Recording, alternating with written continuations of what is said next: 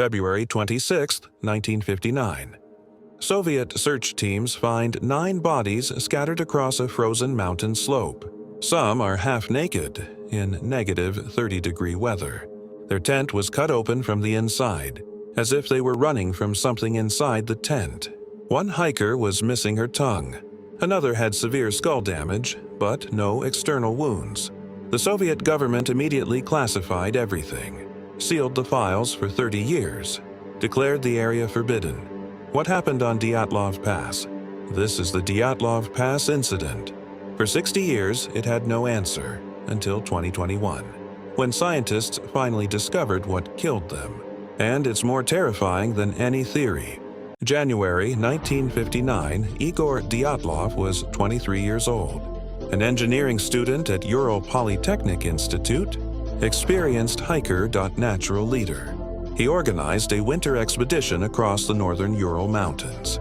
A challenging route, but nothing his team couldn't handle. His team of 9 were all experienced hikers and skiers.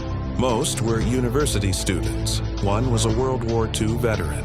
All in their 20s and 30s. They planned to cross the Ural Mountains, reach Mount Otorten, then return. A 16-day journey. On January 27th, they left the town of Ivdel. The plan was simple: reach Mount Otorten by February 12th, then send a telegram confirming their safe return. For the first week, everything went according to plan. One team member turned back early due to illness. That left 9. The remaining team continued north, into the mountains, toward the pass that would later bear Dyatlov's name. On February 1st, they made camp on the slope of a mountain the locals called Kholat Shyako. The name means dead mountain. They would never leave it. February 12th came and went. No telegram. No word from the team. By February 20th, families were panicking. A search team was organized. On February 26th, search teams found the abandoned tent, half buried in snow on the slope of Dead Mountain. The tent was cut open from the inside, multiple slashes, as if the hikers had frantically sliced their way out. Their boots were still inside the tent, their warm clothing, everything they needed to survive. But they had fled into the freezing night, in socks or barefoot. The search team followed footprints leading down the mountain, toward the tree line about a mile away. At the edge of the forest, they found the first 2 bodies, Yuri Krivonyshenko and Yuri Doroshenko, lying near the remains of a small fire, under a large cedar tree. Both were shoeless, wearing only underwear, frozen to death. Branches on the cedar tree had been broken off up to 15 feet high, as if someone had climbed the tree desperately trying to see something. Over the next few days, search teams found 3 more bodies. Between the tent and the tree line, Igor Dyatlov, Zina Kolmogorova, Rustem Slobodin. All 3 had died of hypothermia. Trying to return to the tent, they never made it. That left 4 bodies still missing. It took 2 more months to find the final 4. In May, they were discovered in a ravine, 75 meters from the cedar tree, buried under 4 meters of snow. These bodies were different. The autopsy reports revealed something disturbing. Lyudmila Dubinina was missing her tongue, her eyes, and part of her lips. The tissue had been removed. Alexander Zolotaryov had 5 broken ribs. Nikolai Thibault Brignol had a major skull fracture. But here's what made no sense. There were no external wounds. No cuts, no bruises. The force required to cause these injuries was massive, like being hit by a car, but there were no external signs of impact. The lead investigator wrote, "All the injuries were caused by some overwhelming force that the hikers were unable to resist. But what force, and why did they flee the tent in the first place?" And then investigators made another discovery. Some of the clothing was radioactive. Not highly radioactive, but enough to be measured. The Soviet government closed the investigation, ruled the deaths as caused by a compelling unknown force. The area was declared off limits for 3 years. The files were classified, sealed for 3 decades. For 60 years, the Dyatlov Pass incident spawned dozens of theories. Theory 1, a Soviet weapons test went wrong.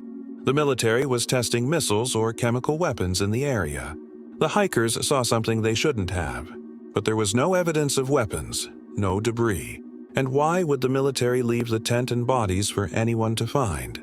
Theory 2. Paradoxical undressing. In the final stages of hypothermia, people feel extremely hot.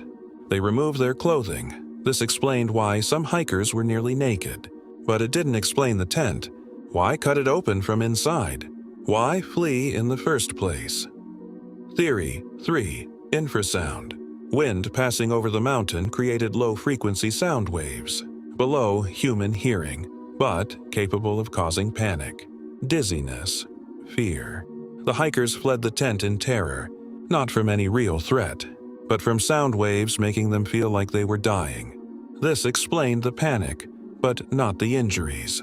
Infrasound doesn't break ribs. Theory 4. An avalanche. Something disturbed the snow. A slab avalanche hit the tent. The hikers fled. Tried to survive, failed. But the original investigators ruled out an avalanche.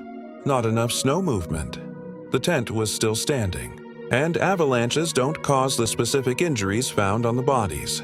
For 60 years, none of these theories fully explained what happened, until 2021. In 2021, a team of scientists from Switzerland and the United States reopened the investigation. They used modern computer simulations, snow dynamics models, trauma analysis, and they found the answer.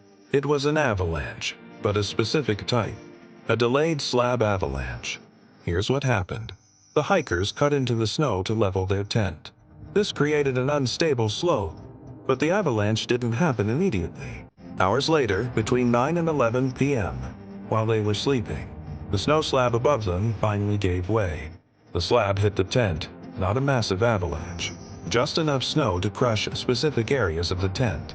Trapping people underneath, the pressure broke ribs, fractured skulls, caused internal injuries without external wounds. The hikers panicked.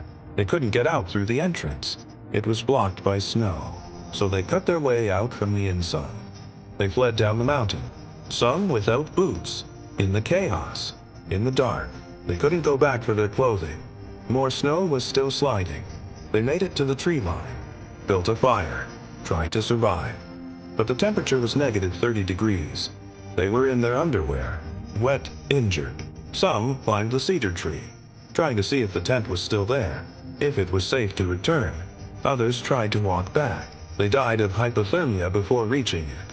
4 hikers made it to a ravine, tried to shelter there, but the cold was too much. They died where they fell. Lyudmila's tongue and eyes, scavenging animals. She was face down in a stream. 2 months passed before her body was found. The radioactivity. 2 of the hikers worked in labs that handled radioactive materials. Their clothing was contaminated from work. The mystery of Dyatlov Pass wasn't a conspiracy. It wasn't aliens or secret weapons or paranormal activity. It was a rare avalanche at the wrong time, causing injuries that seemed impossible without context.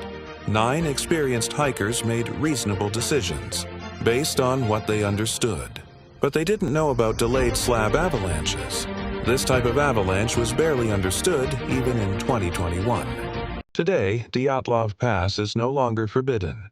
Hikers visit every year to remember the 9, to understand what happened.